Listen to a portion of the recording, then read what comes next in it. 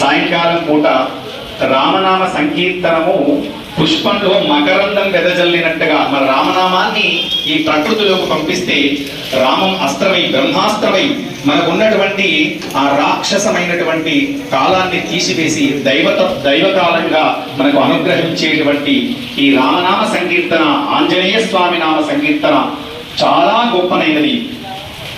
కాబట్టి ఎక్కడైతే రామనామం జరుగుతుందో అక్కడ భగవంతుడు ఉండి తీరుతాడు అన్నాడు. జై రాధా రామచంద్ర భగవానికి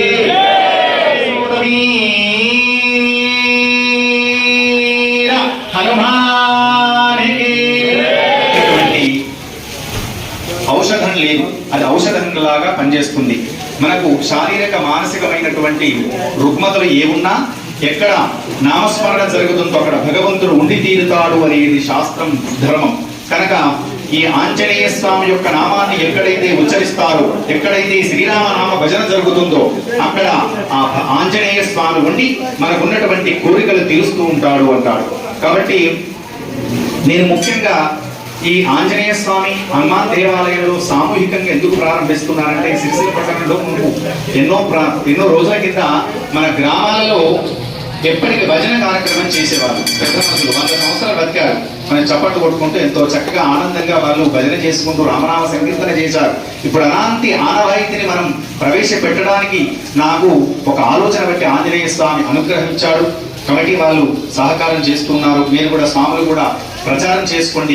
గ్రామాలలో మళ్ళీ భజన కార్యక్రమాలు చేసుకుంటూ, పురహితం అంటే పురానికి ఇదం చేకూర్చవాడి పురోహితుడు అన్నట్టుగా బ్రహ్మజ్ఞానంతో బ్రాహ్మణ, బ్రహ్మజ్ఞానం తెలిసిన వాడు బ్రాహ్మణుడు కనుక నాకు తోచినట్టుగా ఆ రాముని ఆజ్ఞతో ఆంజనేయ స్వామి అనుగ్రహంతో ఈ రోజు ఆంజనేయ స్వామి దేవస్థానంలో నేను ఆలయ అర్చకులుగా పూజ చేశాను కాబట్టి ఈ యొక్క సామూహిక హనుమాన్ చాలీసా కార్యక్రమాన్ని ప్రారంభిస్తున్నాను.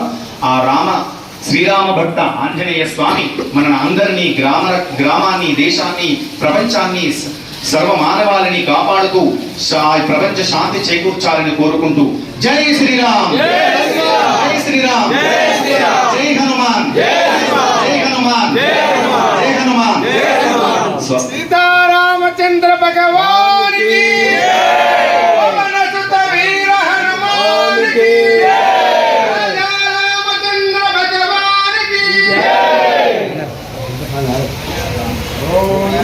लाइन